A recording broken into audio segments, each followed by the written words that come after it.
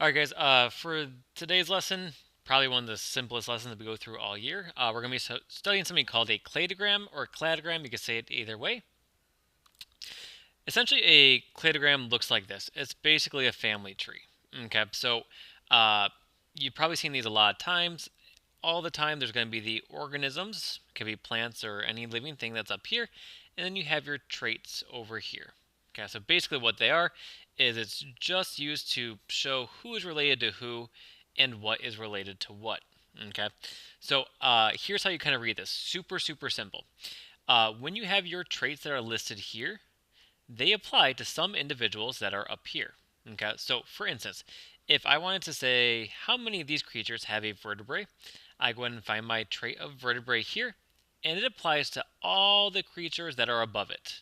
Okay, now because the vertebrae is all the way at the bottom, and all of them are above it, that means that all seven, 1, 2, 3, 4, 5, 6, and 7, you can trace them back down here. They're all fall above that vertebrae column, which means all of those 7 organisms do have a vertebrae.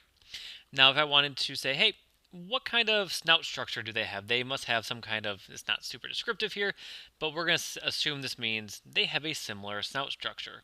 So if I wanted to ask the question, how many of these have a similar snout structure? It would be all the animals that fall above this snout structure. So that would include the speckled bear, the panda, red panda, raccoon, and the dog. Again, if I am looking for a similar snout structure, all those animals that I just listed are above that, so then therefore they all share that similar snout.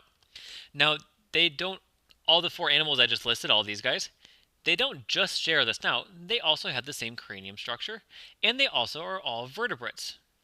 Right, so another way of asking this is let's say if I was looking at a dog, if I want to say, hey, based on this cladogram, what traits do my dog have?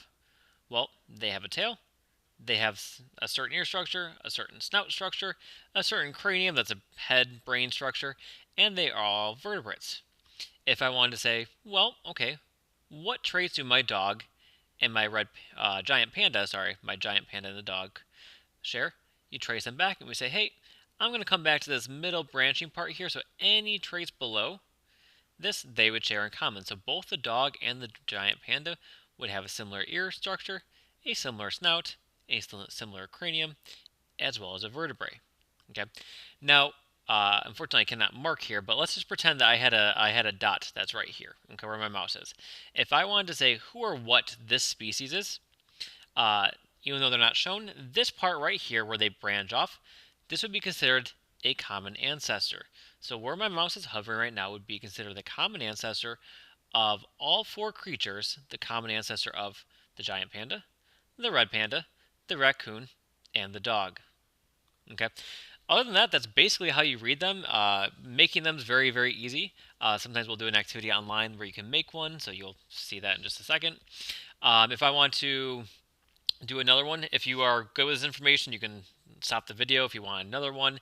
If you want to read this one, if I wanted to say how many traits does my mouse have, you would say they would have fur, claws, lungs, and jaws, right? So again, any trait that's listed on the side applies to all the organisms that are above it. If I wanted to ask, hey, find the last common ancestor of a pigeon and a lizard, you would follow the pigeon back to where it branches off into lizard. So boom, right here would be the last common ancestor of the lizard, the pigeon, and well, really, the mouse and the chimp as well. This one right here, if I wanted to ask who this is the common ancestor of, this right here where my mouse is hovering would be the last common ancestor of all of these individuals.